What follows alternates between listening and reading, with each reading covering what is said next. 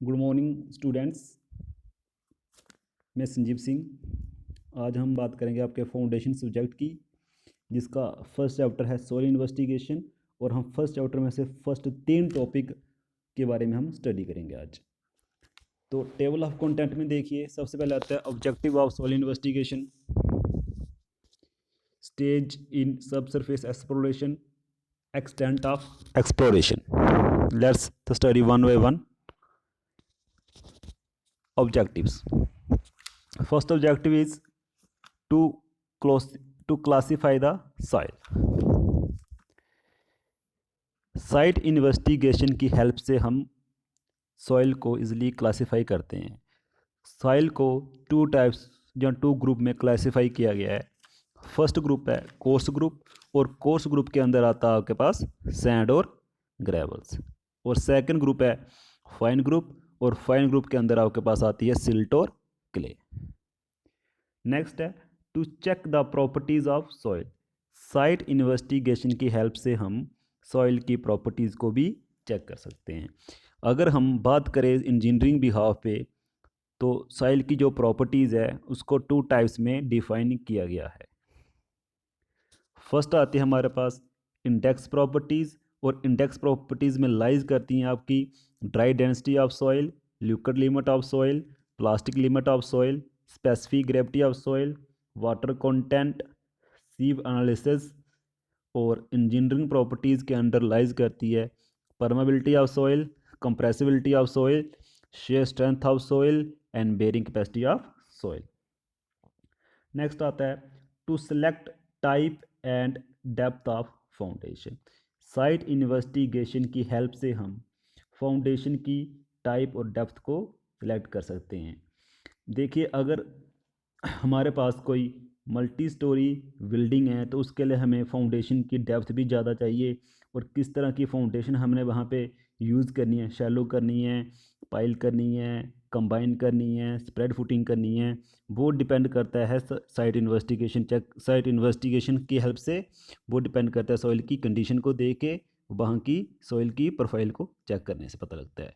Next आता है to check the water level beneath the ground. Site investigation की help से हम अंडरग्राउंड वाटर लेवल का भी पता लगा सकते हैं। Next to check the site preferred for borrow pits. Material execute करने के लिए हमें एक साइट प्रेफर कर सकते हैं कि कौन सी साइट सूटेबल है मटेरियल को एग्जीक्यूशन करने के लिए। नेक्स्ट है to identify the stratification of soil below ground surface. Ground surface के अंदर जो रॉक स्ट्राटा की फॉर्मेशन है उसको हम साइट इन्वेस्टिगेशन के हेल्प से आइडेंटिफाई कर सकते हैं। नेक्स्ट टॉपिक हमारे पास आता है stage in sub surface exploration. तो सबसे फर्स्ट स्टेप आता है हमारे पास रिकोनेंस। हम इसको रिकोनेंस सर्वे भी कहते हैं। तो रिकोनेंस सर्वे सबसे फर्स्ट स्टेप है। इसमें हम मैप स्टडी भी आती है हमारी, तो इसको कहते हैं जो हमारा एक ऑफिस वर्क भी है। ठीक है, तो सबसे पहले इसमें आता है to know general topography and existence of drain. तो रिकोनेंस सर्वे में हम क्या करते हैं कि जिस एरिया में हमने कोई काम करना है, जिस एरिया में हमने कोई कंस्ट्रक्शन वर्क करना है, उसकी टोपोग्राफी चेक कर सकते हैं, और वहाँ पे जो ड्रेन्स एग्जिस्ट करती हैं उनकी क्या कंडीशन है, अंडरग्राउंड ड्रेन्स एग्जिस्ट कर रही हैं, ओवरग्राउंड कंडीशन पे हैं, उसको हम इजली पता लगा सकते हैं। सेकंड आता है to observe settlement cracks in existing structure. अगर वहाँ पे कोई स्ट्रक्चर एग्जिस्ट कर रहे हैं पहले के, और उस पर कोई सेटलमेंट क्रैक्स डिवेल्प हुए, मतलब सेटलमेंट की वजह से उन स्ट्रक्चर में अगर कोई क्रैक्स डिवेल्प हुए हैं तो हम उनको ऑब्जर्व कर सकते हैं, और न्यू स्टडी के बिहाफ के ऊपर अगर हमने वहाँ पे कोई न्यू स्ट्रक्चर बनाना है तो उसको हम वहाँ पे इम्प्रूव कर सकते हैं। थर्ड आता है to observe evidence for of land slides.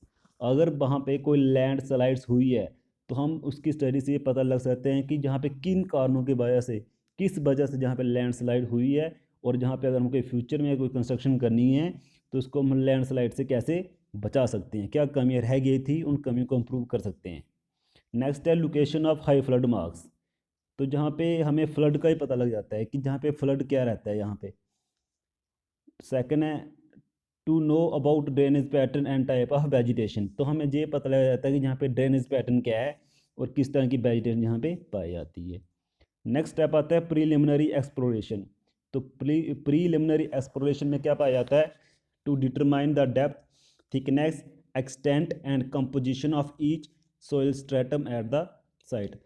तो प्रीलिमिनरी एक्सप्लोरेशन में हम ये डिटरमाइन कर सकते हैं, हम कर सकते हैं क्या, कि अगर हमने वहाँ पे कोई अगर फाउंडेशन करनी है तो फाउंडेशन की डेप्थ कितनी होनी चाहिए, फाउंडेशन की थिकनेस कितनी होनी चाहिए, और हमने फाउंडेशन को कितने एक्सटेंट तक उसको एक्सटेंड करना है, कितनी डेप्थ तक हमने उसको एक्सटेंड करना है, और composition of each soil stratum. जब भी हम अंडरग्राउंड की बात करते हैं या सब सरफेस की बात करेंगे तो वहाँ पे सॉइल की डिफरेंट डिफरेंट लेयर्स पाए जाते हैं, और हर लेयर की अपनी एक इंजीनियरिंग प्रॉपर्टीज या इंडेक्स प्रॉपर्टीज़ होती है सॉइल की। तो सॉइल इन्वेस्टिगेशन की हेल्प से हम क्या कर सकते हैं, जो डिफरेंट लेयर्स की डिफरेंट इंजीनियरिंग प्रॉपर्टीज़ या इंडेक्स प्रॉपर्टीज़ उनको हम क्या कर सकते हैं, इवेलुएट कर सकते हैं। नेक्स्ट आता है the depth of bed rock and the ground water is also determine. Preliminary exploration में हम बेड रॉक की डेप्थ को फाइंड कर सकते हैं और ग्राउंड वाटर को भी फाइंड कर सकते हैं। और थर्ड आता है इसमें detailed exploration to determine the engineering properties of soil in different strata. तो डिटेल्ड एक्सप्लोरेशन में क्या किया जाता है कि जो डिफरेंट सॉइल स्ट्राटा, स्ट्राटा का मतलब होता है कि डिफरेंट लेयर्स या layer of the rock formation या लेयर ऑफ द सॉइल। तो अंडरग्राउंड या सब अंडरग्राउंड जहाँ सब सरफेस में सॉइल की जो डिफरेंट डिफरेंट लेयर्स आएंगी, उन लेयर्स का सैंपल लेके हम क्या कर सकते हैं, इंजीनियरिंग प्रॉपर्टीज़ को डिटरमाइन कर सकते हैं। It include an extensive boring program comma sampling and testing of sample in a laboratory. अगर हमारे पास कोई एक्सटेंसिव बोरिंग प्रोग्राम है, बोरिंग प्रोग्राम मतलब कोई सैंपल अगर हमने बोर करके निकालना है, जैसे कि आपने अगर डैम की कंस्ट्रक्शन करनी है तो डैम का जो सैंपल हमें चाहिए होता है वो हमें तकरीबन 80 से 50 मीटर गहरा चाहिए होता है।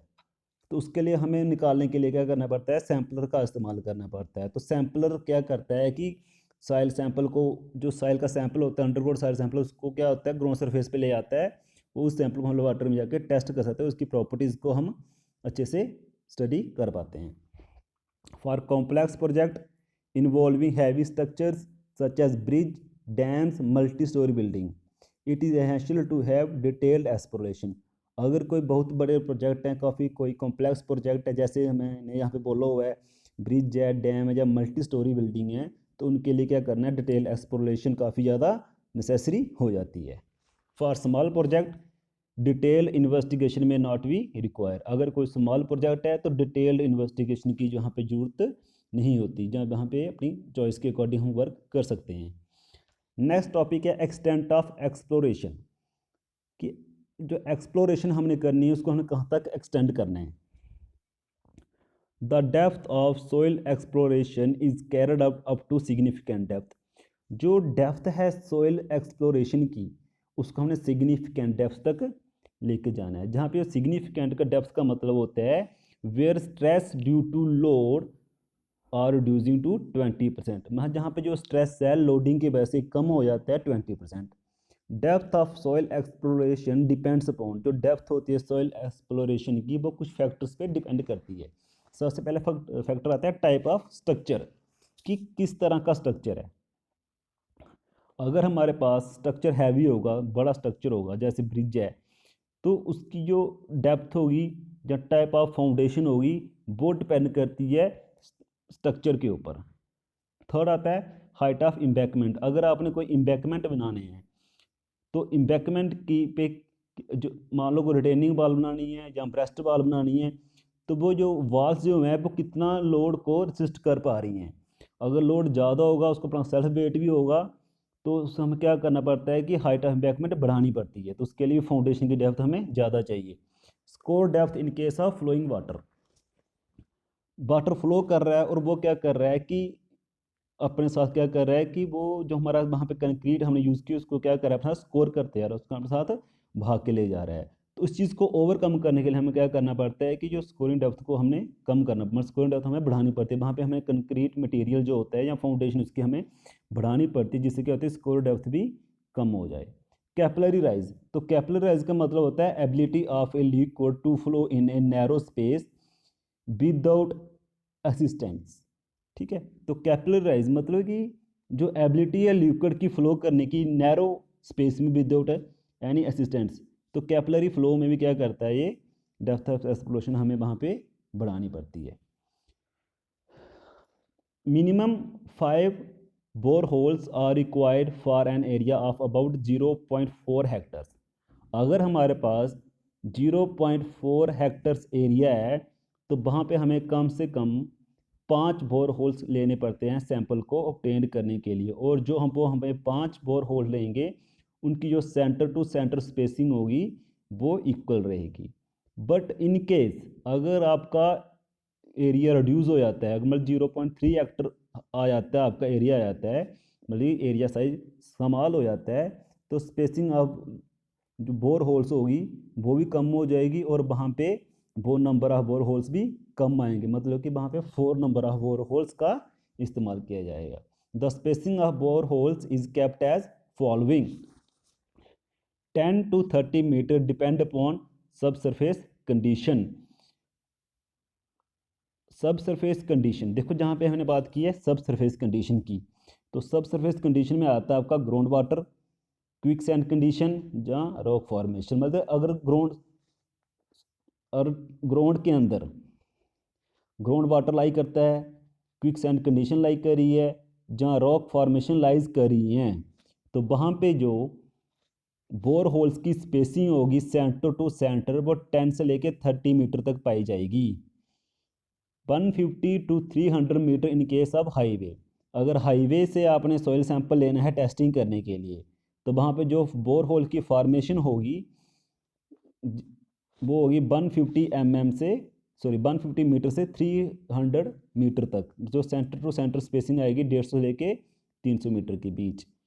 इन केस ऑफ कंक्रीट डैम, अगर कंक्रीट डैम की कंस्ट्रक्शन हो रही है और वहाँ पे जो बोर होल बनने हैं और बोर होल की जो centre to centre spacing lie करती है 40 to 80 metre. Thank you class, thank you very much for watching this video. Next topic we will be discuss in next video.